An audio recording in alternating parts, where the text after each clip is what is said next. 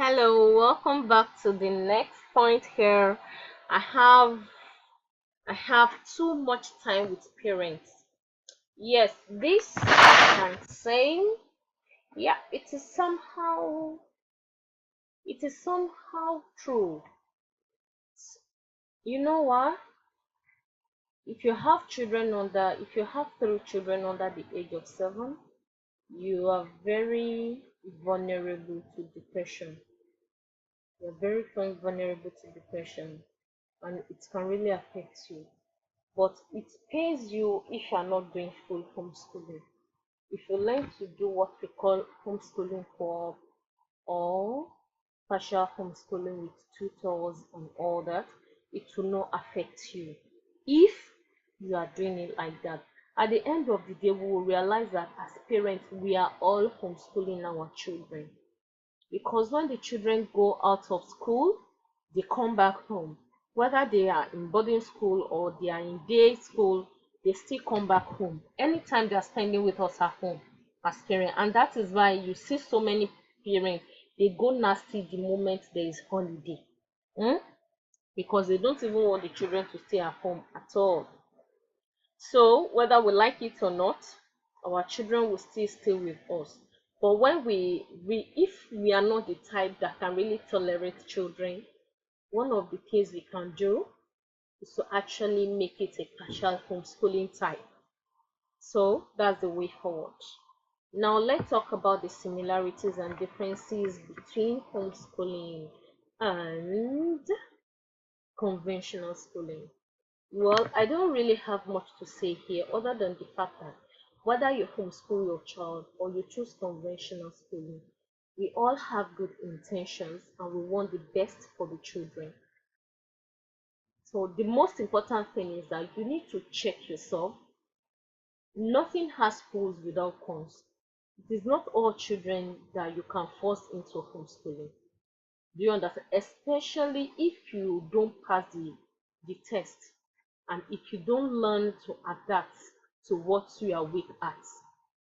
If you don't learn to grow, Jerry, in what you are weak at, then homeschooling will not be for you. Do you understand? So we'll be talking about different kind of homeschooling so that you can know which one is good for you. After that, you go and take your assessment.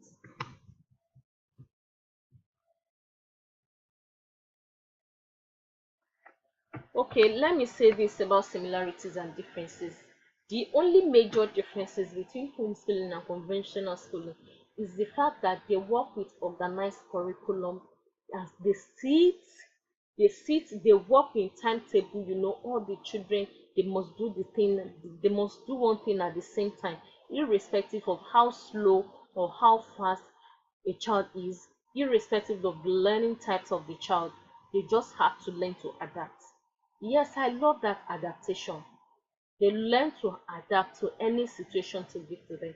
But I will tell you, it is not the best, honestly, because that's why you will see people who created Facebook, people like Steve Jobs and all other people. It's because they could not adapt to the situation around them. They want changes. That was how they created big things. Most of them, they are even drop out from school. They learn by themselves.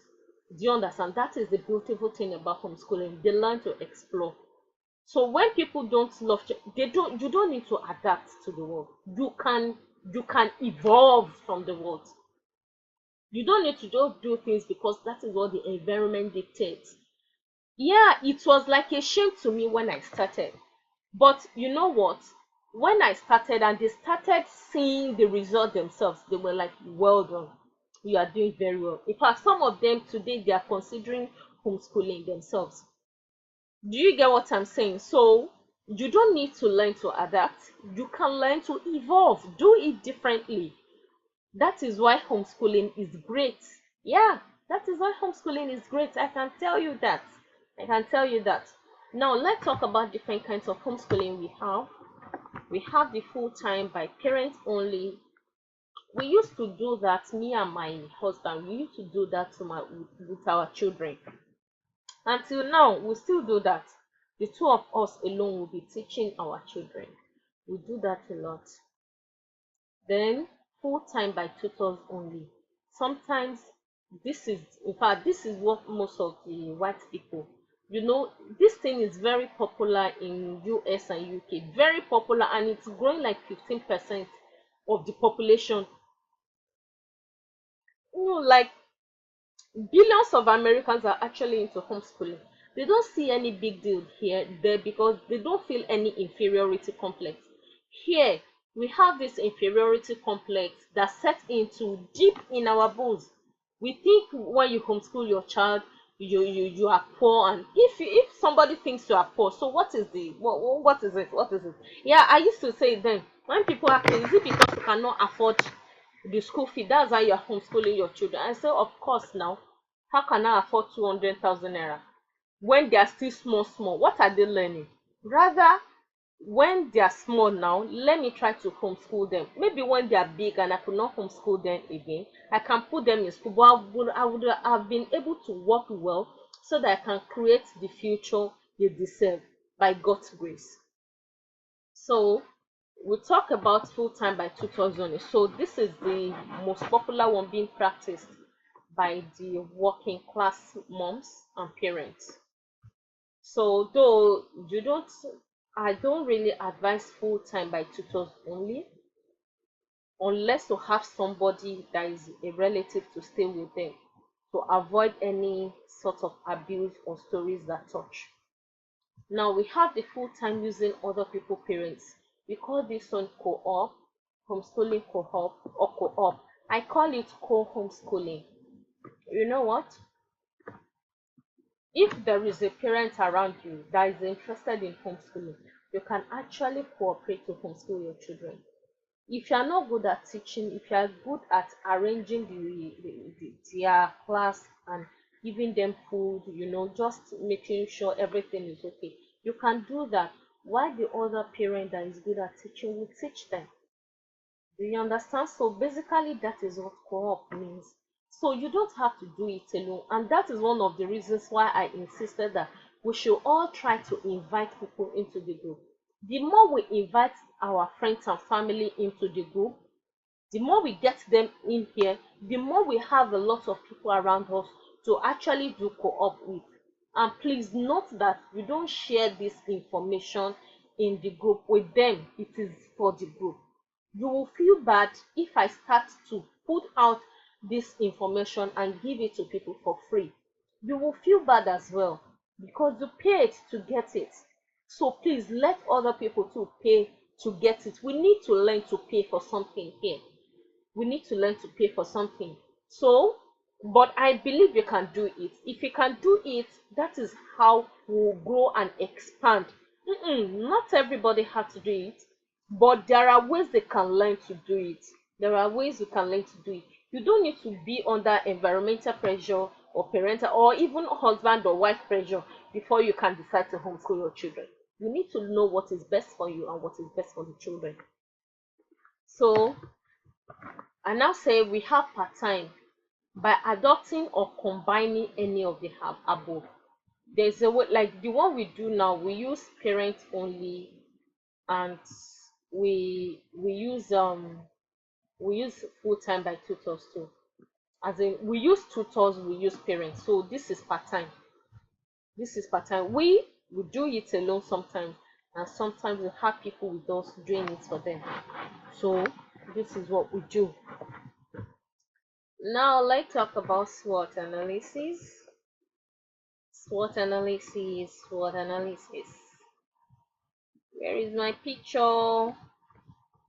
Ooh. Where is my picture? Here is it. Here is SWOT analysis. What we actually need here is the strengths and the weaknesses. SWOT means strengths, weaknesses, opportunity, and threats. Strengths and weaknesses, that they are the things in our control. They are internal. They are the abilities we have, the goodness about us, the things we can do, the things we love doing, what we can do, the edge we have above other people around us. We call them strengths. And the weaknesses, they are everything that is negative, or that is us from achieving our desired goals. Sometimes it can even be money, sometimes it can be our health, sometimes it can be the way we talk, sometimes it can be because we talk a lot.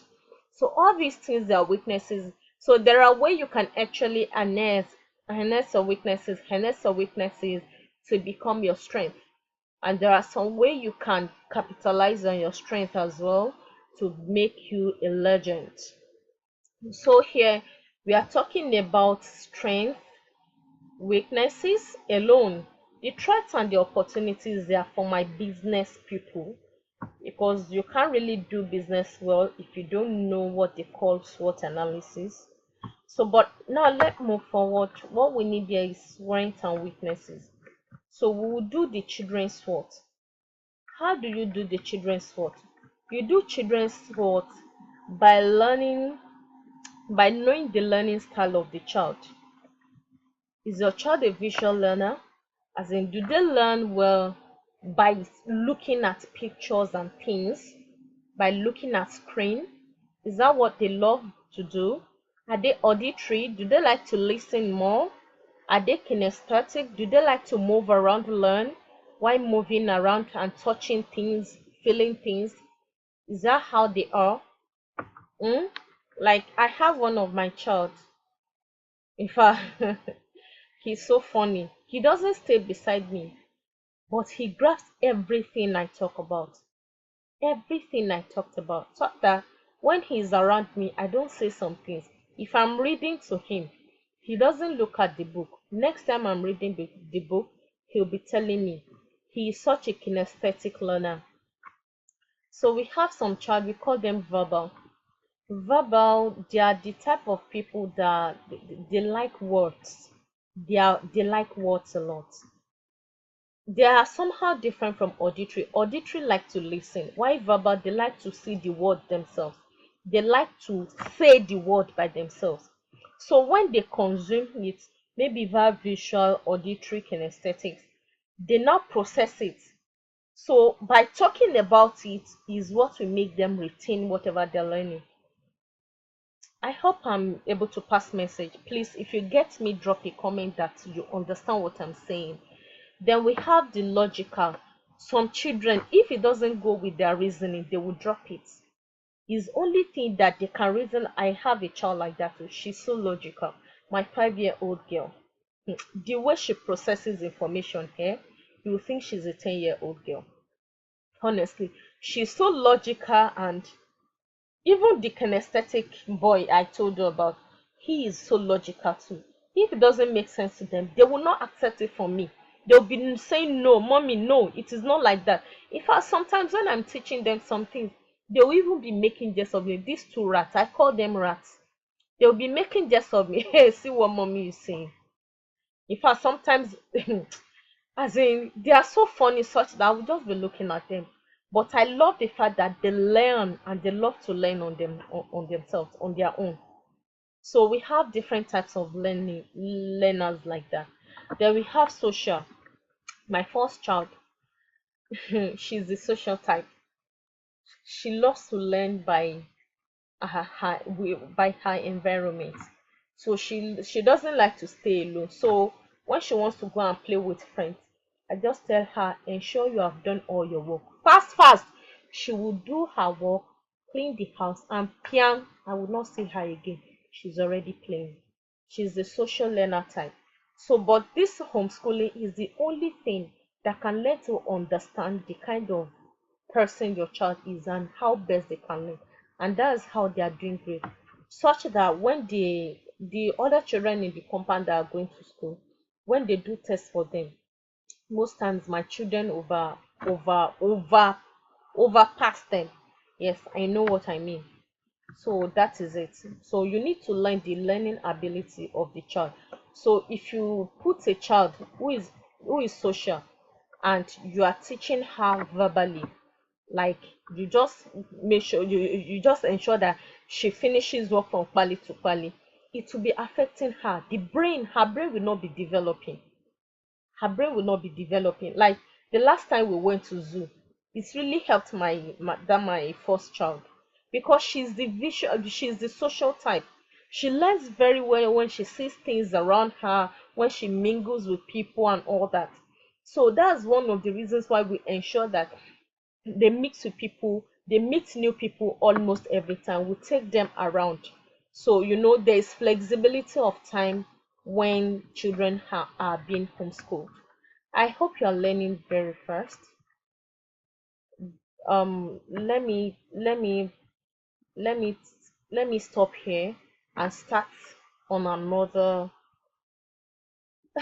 on another slide. Thank you for watching. Catch you soon.